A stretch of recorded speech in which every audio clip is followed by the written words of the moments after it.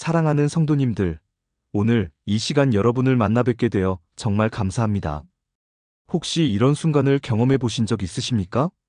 모든 문이 다 닫힌 것만 같은 그 순간. 아무리 애써도 상황이 나아지지 않고 오히려 더 깊은 어둠 속으로 빠져드는 것 같은 그 시간 말입니다. 직장을 잃었을 때, 사업이 무너졌을 때, 건강이 무너졌을 때, 가정에 큰 문제가 생겼을 때, 사랑하는 사람과의 이별을 맞이했을 때, 우리는 모두 인생에서 이런 절망의 순간을 마주하게 됩니다. 그때 우리는 생각합니다. 이제 정말 끝이구나. 더 이상 희망이 없구나. 나는 다시 일어날 수 없을 것 같다고 말입니다. 그런데 믿음의 가족들, 제가 오늘 여러분께 꼭 전하고 싶은 메시지가 있습니다. 바로 절망 중에 붙잡은 하나님의 말씀이 우리를 다시 일어나게 한다는 진리입니다. 그 말씀이 우리 앞에 새로운 길을 열어준다는 놀라운 소식입니다. 오늘 이 시간 우리는 함께 네 가지 중요한 진리를 나누고자 합니다. 첫 번째로 하나님은 절망의 순간에 가장 가까이 계신다는 사실입니다. 두 번째로 말씀은 우리 영혼의 생명줄이 된다는 진리입니다. 세 번째로 하나님은 막힌 길을 다시 여시는 분이라는 확신입니다. 네 번째로 우리의 절망이 더 큰 영광의 발판이 된다는 약속입니다. 이 네 가지 진리가 오늘 여러분의 마음에 깊이 새겨지기를 간절히 바랍니다. 그리하여 지금 이 순간 절망 가운데 계신 분들에게 참된 소망이 되고 무너진 마음을 다시 일으켜 세우는 능력이 되기를 기도합니다. 자, 그럼 이제 함께 이 놀라운 여정을 시작해 보겠습니다. 첫 번째로 말씀드리고 싶은 것은 하나님은 우리가 절망할 때 가장 가까이 계신다는 사실입니다. 많은 성도님들이 절망의 순간에 이렇게 생각하십니다. 하나님이 나를 버리신 것 같다고 말입니다. 내가 무슨 잘못을 했기에 이런 고난이 왔을까? 하나님이 나를 미워하시는 걸까? 이런 생각을 하십니다. 그런데 성경은 정반대의 진리를 말씀하고 계십니다. 시편 기자는 이렇게 고백합니다. 시편 34편 18절 말씀입니다. 시편 34편 18절 여호와는 마음이 상한 자에게 가까이 하시고 충심으로 통회하는 자를 구원하시는도다. 이 얼마나 놀라운 약속입니까? 하나님은 마음이 상한 자에게 가까이 하신다고 말씀하십니다. 우리가 강할 때가 아니라 약할 때, 우리가 성공했을 때가 아니라 실패했을 때, 우리가 기쁠 때가 아니라 슬플 때 더 가까이 오신다는 것입니다. 이것이 우리 하나님의 성품입니다. 구약시대에 욥이라는 사람이 있었습니다. 그는 동방에서 가장 큰 부자였고 의로운 사람이었습니다. 하나님도 그를 인정하셨습니다. 그런데 하루아침에 모든 것을 잃었습니다. 재산을 잃고 자녀들을 잃고 건강까지 잃었습니다. 그의 아내마저 하나님을 욕하고 죽으라고 말할 정도였습니다. 친구들은 그를 정죄하며 네가 무슨 죄를 지었기에 이런 벌을 받느냐고 비난했습니다. 욥은 완전한 절망 속에 빠졌습니다. 그는 자신이 태어난 날을 저주하기까지 했습니다. 그런데 바로 그 순간 하나님이 나타나셨습니다.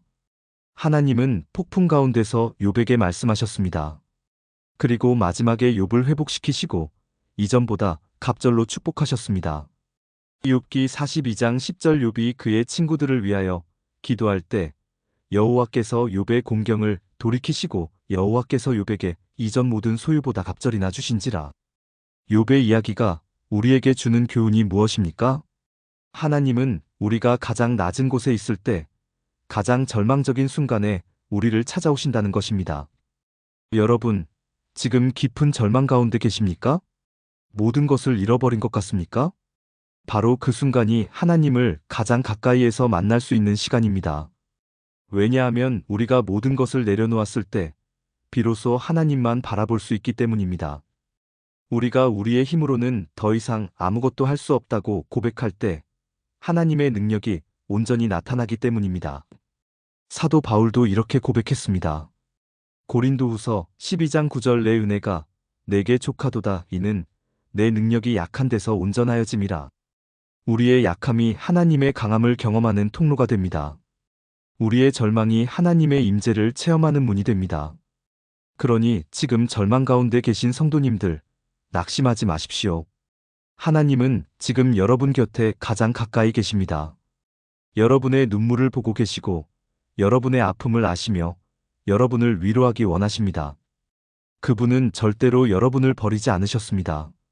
도리어 여러분을 품에 안으시려고 가까이 다가오고 계십니다. 이것이 첫 번째로 우리가 꼭 기억해야 할 진리입니다.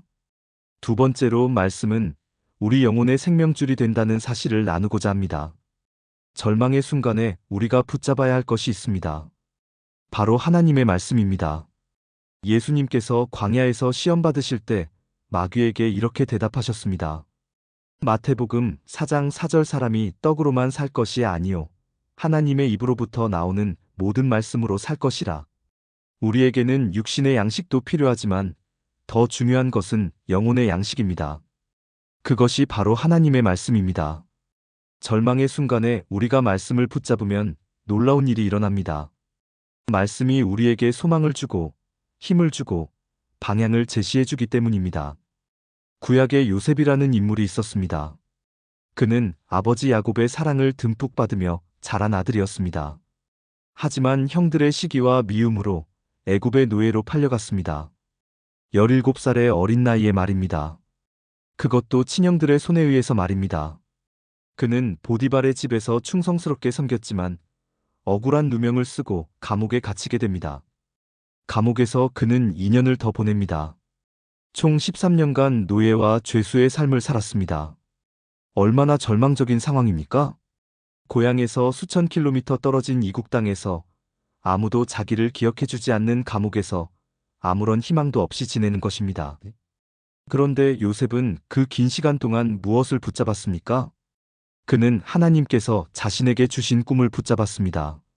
하나님의 약속을 붙잡았습니다. 자기 형들이 자기에게 절하는 꿈, 해와 달과 별들이 자기에게 절하는 꿈을 기억했습니다. 그것은 단순한 꿈이 아니라 하나님이 주신 말씀이었습니다. 비전이었습니다. 약속이었습니다. 요셉은 그 말씀을 놓치지 않았습니다. 13년간의 고난 속에서도 그 말씀을 붙잡고 있었습니다.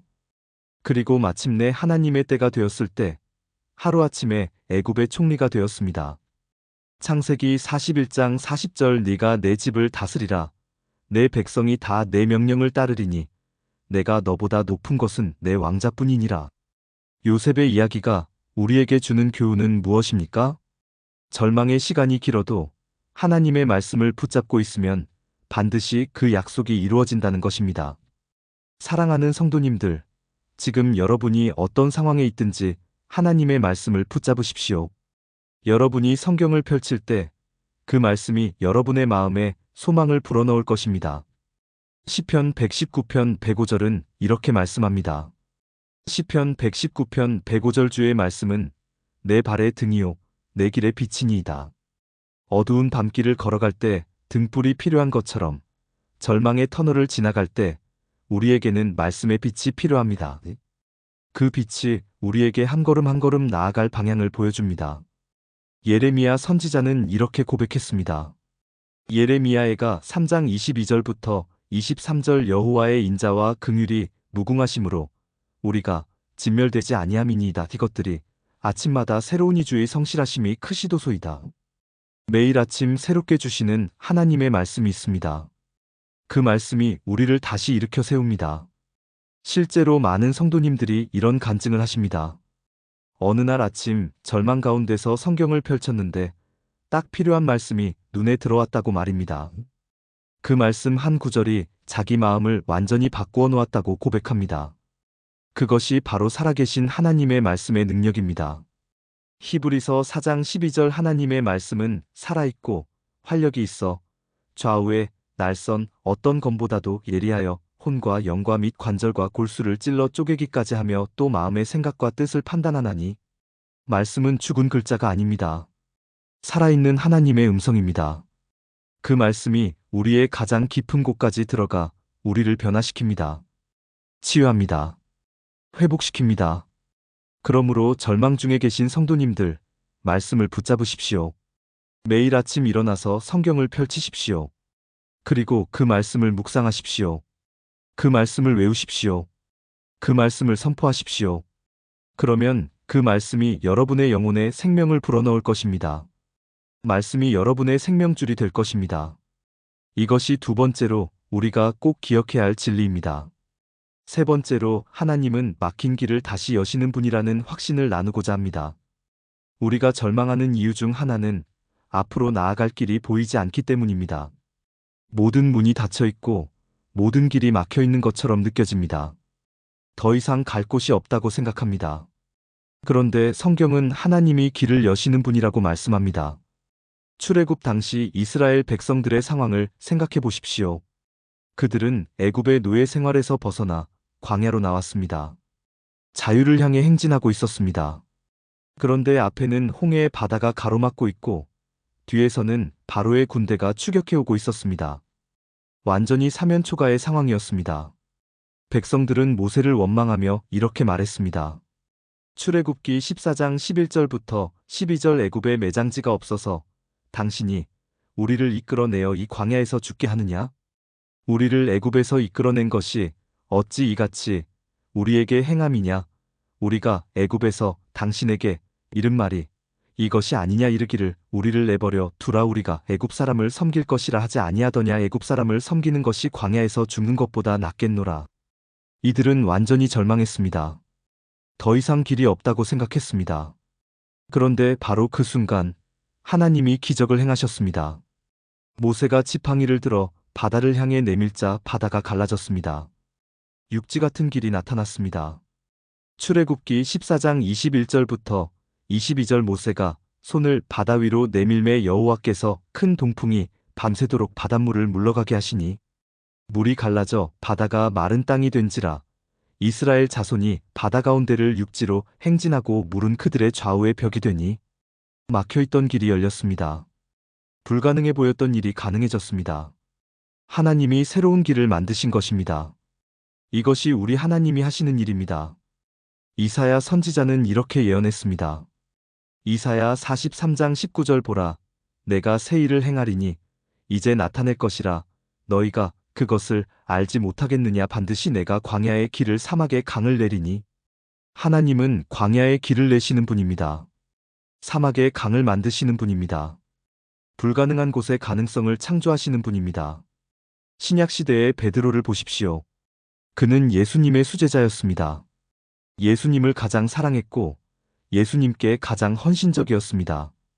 그는 예수님께 이렇게 말했습니다. 마태복음 26장 35절 내가 주와 함께 죽을지언정 주를 부인하지 않겠나이다. 그런데 예수님이 잡히시던 날 밤 베드로는 3번이나 예수님을 부인했습니다. 그것도 그 사람을 알지 못한다고 저주하며 맹세했습니다. 닭이 울자 베드로는 예수님의 말씀이 생각나서 밖에 나가 심히 통곡했습니다. 그는 완전히 무너졌습니다. 자기 자신을 용서할 수 없었습니다. 예수님을 다시 볼 면목이 없었습니다. 제자로서의 길이 완전히 막혀버린 것입니다. 그래서 그는 고향으로 돌아가 다시 고기잡이를 시작했습니다. 그런데 부활하신 예수님이 그를 찾아오셨습니다. 갈릴리 호숫가에서 만나주셨습니다. 그리고 3번 물으셨습니다. 요한복음 21장 15절부터 17절 요한의 아들 시몬아, 네가 이 사람들보다 나를 더 사랑하느냐? 3번 물으시고 3번 내 양을 먹이라고 명령하셨습니다. 예수님은 베드로가 3번 부인한 것을 3번의 사랑 고백으로 회복시켜 주신 것입니다. 막혔던 길을 다시 여신 것입니다. 그 후 베드로는 오순절에 성령 충만을 받고 3,000명을 회심시키는 위대한 설교자가 되었습니다. 초대교회의 기둥이 되었습니다. 결국 순교의 영광을 얻었습니다. 하나님은 베드로의 완전히 막힌 길을 다시 여셨습니다. 실패를 회복으로 바꾸셨습니다. 절망을 소망으로 바꾸셨습니다. 사랑하는 성도님들, 지금 여러분 앞에 길이 막혀 있습니까? 더 이상 갈 곳이 없다고 느끼십니까? 모든 문이 닫혀 있다고 생각하십니까? 그렇다면 하나님을 바라보십시오. 하나님은 홍해를 가르신 분이십니다. 광야의 길을 내신 분이십니다. 베드로의 삶을 회복시키신 분이십니다. 그분이 여러분의 길도 반드시 여실 것입니다. 잠언 3장 5절부터 6절 말씀을 기억하십시오. 잠언 3장 5절부터 6절 너는 마음을 다하여 여호와를 신뢰하고 내 명철을 의지하지 말라. 너는 범사의 그를 인정하라. 그리하면 내 길을 지도하시리라. 우리가 하나님을 신뢰하고 그분을 인정하면 그분이 우리의 길을 지도하십니다. 새로운 길을 열어주십니다. 보이지 않던 길을 보여주십니다. 그러니 포기하지 마십시오. 하나님이 일하실 것을 기대하십시오. 그분은 반드시 길을 여실 것입니다. 이것이 세 번째로 우리가 확신해야 할 진리입니다. 네 번째로 우리의 절망이 더 큰 영광의 발판이 된다는 약속을 나누고자 합니다. 이것은 정말 놀라운 진리입니다. 우리가 경험하는 고난과 절망이 헛되지 않다는 것입니다. 하나님은 그것을 사용하셔서 우리를 더 높은 차원으로 끌어올리신다는 것입니다. 사도 바울은 이렇게 고백했습니다. 로마서 8장 28절 우리가 알거니와 하나님을 사랑하는 자, 곧 그의 뜻대로 부르심을 입은 자들에게는 모든 것이 합력하여 선을 이루느니라. 모든 것이 합력하여 선을 이룬다는 것입니다. 좋은 일만이 아니라 나쁜 일도, 기쁜 일만이 아니라 슬픈 일도, 성공만이 아니라 실패도 모두 합력하여 선을 이룬다는 것입니다. 어떻게 그것이 가능합니까? 하나님이 모든 것을 주관하시고 섭리하시기 때문입니다. 요셉의 이야기로 다시 돌아가 봅시다. 그가 형들에게 팔려가고 억울하게 감옥에 갇히고 13년간 고난을 겪은 것이 헛된 일이었습니까? 아닙니다. 그 모든 과정이 그를 애굽의 총리로 만드는 과정이었습니다. 그리고 나중에 7년 기근이 왔을 때 요셉은 온 세상을 살릴 수 있는 위치에 있었습니다. 그의 가족도 구원할 수 있었습니다. 요셉은 형들에게 이렇게 말했습니다. 창세기 50장 20절 당신들은 나를 해하려 하였으나 하나님은 그것을 선으로 바꾸사 오늘과 같이 많은 백성의 생명을 구원하게 하시려 하셨나니. 형들은 악한 의도로 요셉을 팔았지만 하나님은 그것을 선으로 바꾸셨습니다. 요셉 개인의 삶뿐 아니라 수많은 사람들의 생명을 구원하는 일로 바꾸셨습니다. 이것이 하나님의 섭리입니다. 욥도 마찬가지입니다. 그가 겪은 엄청난 고난이 헛된 것이었습니까? 아닙니다. 그 고난을 통해 욥은 하나님을 더 깊이 알게 되었습니다. 그는 이렇게 고백했습니다. 욥기 42장 5절 내가 주께 대하여 귀로 듣기만 하였사오나 이제는 눈으로 주를 배움나이다. 고난을 통해 하나님을 더 깊이 경험한 것입니다. 그리고 하나님은 욥에게 이전보다 갑절의 축복을 주셨습니다. 다윗 왕을 보십시오. 그는 사울 왕의 질투로 인해 10년 넘게 광야에서 도망 다녀야 했습니다. 매일 목숨이 위태로웠습니다. 동굴에 숨어 지내야 했습니다. 그런데 그 광야의 시간이 다윗을 훈련시키는 시간이었습니다. 그를 위대한 왕으로 준비시키는 기간이었습니다. 광야에서 다윗은 하나님만 의지하는 법을 배웠습니다. 시편의 많은 찬양이 그 광야 시절에 쓰였습니다. 그리고 마침내 그는 이스라엘의 가장 위대한 왕이 되었습니다. 사도 바울도 그렇습니다. 그는 복음을 전하다가 수없이 많은 고난을 겪었습니다. 매 맞고 돌에 맞고 감옥에 갇히고 파선을 당하고 굶주리고 추위에 떨었습니다. 그런데 그는 이렇게 말합니다. 고린도후서 4장 17절 우리가 잠시 받는 환난에 경한 것이 지극히 크고 영원한 영광에 중한 것을 우리에게 이루게 함이니 현재의 고난이 영원한 영광을 이루게 한다는 것입니다. 그리고 그는 또 이렇게 말합니다. 고린도후서 12장 10절 그러므로 내가 그리스도를 위하여 약한 것들과 능욕과 궁핍과 박해와 곤고를 기뻐하노니 이는 내가 약한 그때의 강함이라. 약할 때 강하다는 역설적인 고백입니다. 이것이 복음의 신비입니다. 우리의 약함이 하나님의 강함을 드러내는 통로가 됩니다. 우리의 실패가 하나님의 성공을 보여주는 무대가 됩니다. 우리의 절망이 하나님의 영광을 나타내는 배경이 됩니다. 사랑하는 성도님들, 지금 고난 가운데 계십니까? 절망 속에 있습니까? 그것이 헛되지 않을 것입니다. 하나님은 그것을 사용하실 것입니다. 여러분을 더 높은 곳으로 인도하실 것입니다. 더 큰 축복을 준비하실 것입니다. 더 깊은 믿음으로 성숙시키실 것입니다. 그러니 낙심하지 마십시오. 지금의 고난을 통해 하나님이 무엇을 가르치시려는지 생각해 보십시오. 어떤 준비를 시키시려는지 기대하십시오. 어떤 영광을 예비하셨는지 소망을 가지십시오. 야고보서 1장 2절부터 4절은 이렇게 말씀합니다. 야고보서 1장 2절부터 4절 내 형제들아 너희가 여러 가지 시험을 당하거든 온전히 기쁨으로 여기라. 이는 너희 믿음의 시련이 인내를 만들어내는 줄 너희가 알미라. 인내를 온전히 이루라. 이는 너희로 온전하고 구비하여 조금도 부족함이 없게 하려 함이라. 시험과 고난이 우리를 온전하게 만든다는 것입니다. 조금도 부족함이 없게 만든다는 것입니다. 이것이 하나님의 목적입니다. 그러므로 지금의 절망을 믿음의 눈으로 바라보십시오. 하나님이 예비하신 더 큰 영광을 기대하십시오. 반드시 그날이 올 것입니다. 이것이 네 번째로 우리가 붙잡아야 할 약속입니다. 사랑하는 성도님들, 이제 오늘 나눈 네 가지 진리를 다시 한번 정리해 보겠습니다. 첫째, 하나님은 절망의 순간에 가장 가까이 계십니다. 우리가 약할 때, 우리가 무너졌을 때, 우리가 더 이상 갈 곳이 없을 때, 바로 그때 하나님이 가장 가까이 오십니다. 그러니 하나님을 멀리 계신 분으로 생각하지 마십시오. 지금 이 순간 여러분 곁에 계시는 분으로 믿으십시오. 둘째, 말씀은 우리 영혼의 생명줄입니다. 절망 중에 말씀을 붙잡으십시오. 매일 성경을 읽으십시오. 말씀을 묵상하고 암송하십시오. 그 말씀이 여러분에게 소망을 주고 힘을 줄 것입니다. 셋째, 하나님은 막힌 길을 다시 여시는 분입니다. 지금 앞길이 막혀 있다고 포기하지 마십시오. 하나님은 홍해를 가르신 분이십니다. 광야의 길을 내신 분이십니다. 여러분의 삶에도 새로운 길을 열어주실 것입니다. 넷째, 우리의 절망이 더 큰 영광의 발판이 됩니다. 지금의 고난이 헛되지 않습니다.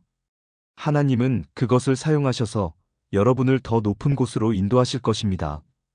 더 큰 축복을 예비하고 계십니다. 이 네 가지 진리를 마음 깊이 새기시기 바랍니다. 절망 중에 있을 때마다 이 말씀들을 기억하십시오. 그리고 하나님을 신뢰하십시오. 그분은 반드시 여러분을 다시 일으키실 것입니다. 새로운 길을 열어주실 것입니다. 오늘 이 메시지가 여러분에게 힘이 되었기를 바랍니다. 소망이 되었기를 바랍니다. 여러분의 마음에 새로운 용기가 생겼기를 바랍니다. 만약 이 말씀이 여러분에게 은혜가 되었다면 좋아요 버튼을 눌러주시고 댓글로 아멘으로 화답해 주시기 바랍니다. 그리고 같은 절망 가운데 있는 다른 분들과도 이 메시지를 나누어 주십시오.